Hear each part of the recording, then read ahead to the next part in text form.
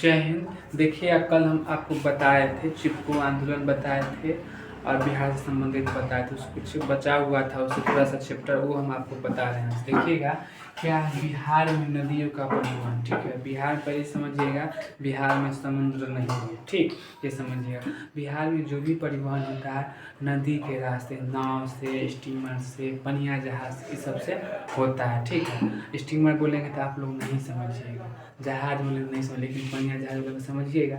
उसी से सब चीज़ का क्या होता है, परिवहन होता है। जैसे अदर स्टेट में जाइएगा, गुजरात में जाइएगा, इस समय क्या होता है, तो नदी के रास्ते बड़ा बड़ा जहाज से होता है। ठीक, अपने यहाँ क्या होता है, जल मार्ग से नहीं हो पाता है। ठीक, अपने यहाँ क्या नदी है, समुद्र नहीं है, नदी है। ठीक, देखिए क्या है कि बिहार का एक भू आवेशित राज्य है। ठीक है, क्या है, भू आवेशित राज्य है। इस समुद्री मार्ग से कोई भी संपर्क नहीं है। ठीक है, बिहार के कोई भी क्या है, समुद्री मार्ग से संपर्क नहीं, इतना समझिए।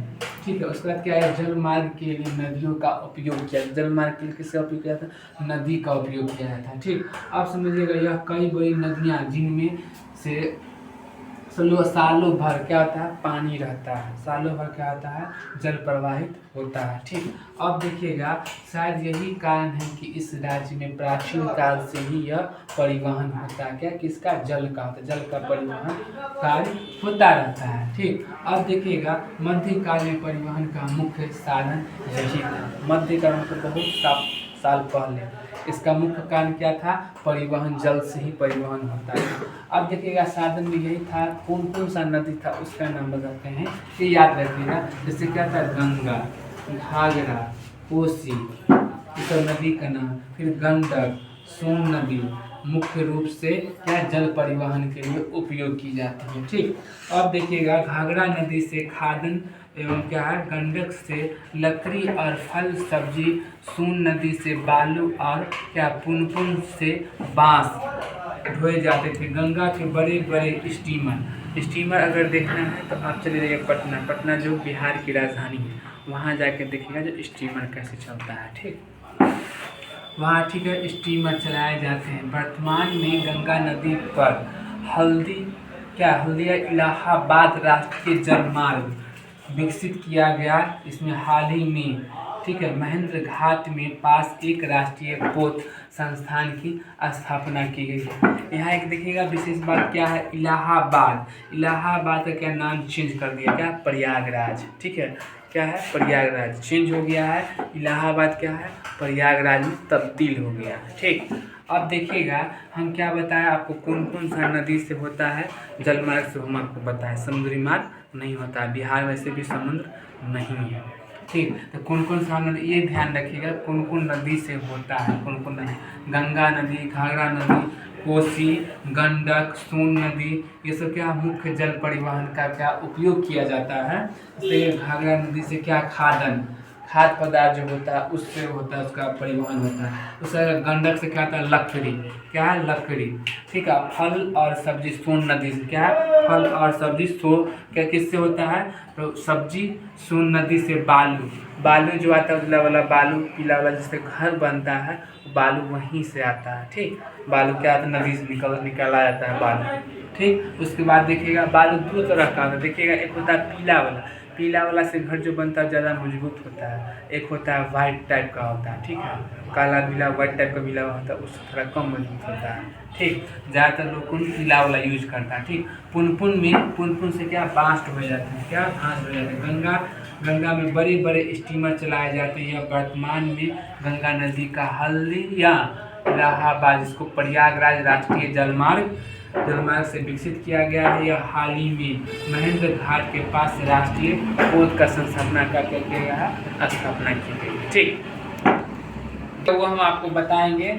देखिए बिहार शब्द का उत्पत्ति विहार से हुआ, क्या, विहार से हुआ। इसमें देखिएगा जिसका अर्थ होता है बौद्ध शिक्षुओं, क्या, भिक्षुओं का क्या, विश्राम या गृह। लेकिन यह 12वीं शताब्दी में मुस्लिम शासक ने बोला था विहार को, क्या, बिहार बोलना शुरू किया था।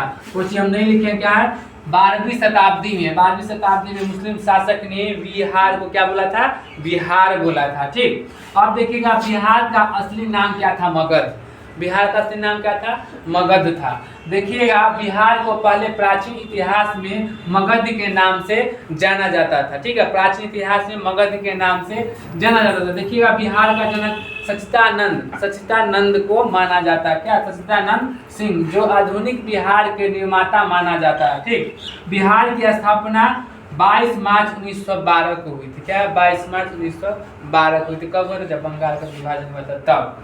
देखिएगा इसकी स्थापना तब हुई थी जब अंग्रेज ने बंगाल से नए राज्य को बनाया था। क्या था? अंग्रेज ने बंगाल को क्या? इसकी स्थापना तब हुई थी जब अंग्रेज ने बंगाल को नया राज्य बनाया था। ठीक, देखिए बिहार का पहला राजा कौन था? बिंबिसार। क्या है? बिंबिसार को मगध का साम्राज्य का वास्तविक एवं संस्थापक राजा भी माना जाता है। इन्होंने जो राजधानी पहला बार बनाया था, देखिए ग्रीनविच, जिसका राजगीर को अपनी राजधानी बनाया था, जो अभी पटना है। ठीक है, आपको समझ में आ गया होगा। क्या है? बिंबिसार ने पहला मगध का साम्राज्य का क्या था? राजा बने। ठीक है, क्या? बिंबिसार ने मगध साम्राज्य मतलब बिहार का उस टाइम में क्या था? मगध था। ठीक है, अभी समझने के लिए मगध नाम क्या चीज़ है? अभी बिहार से क्या हुआ? बिहार। ठीक है, अब बिहार कौन बोला था पहली बार? तो मुस्लिम शासक ने बोला था। अब बिहार जो शब्द है वो संस्कृत शब्द से लिया गया। ठीक है, ऊपर हम लिखे भी होंगे बहुत सब इसको क्या विश्रम गृह, लेकिन यह 12वीं शताब्दी मुस्लिम शासक ने बिहार को बिहार बोला था। यह शब्द संस्कृत से बिहार से बना है। ठीक है, बिहार से बना। आप देखिएगा पहला राजा कौन था? तो बिंबिसार था मगध का। ठीक, इन्होंने मगध साम्राज्य का वास्तविक एवं संस्थापक राजा माना जाता है। ठीक है, ग्रीनविच राजगीर को अपनी राजधानी जो अभी पटना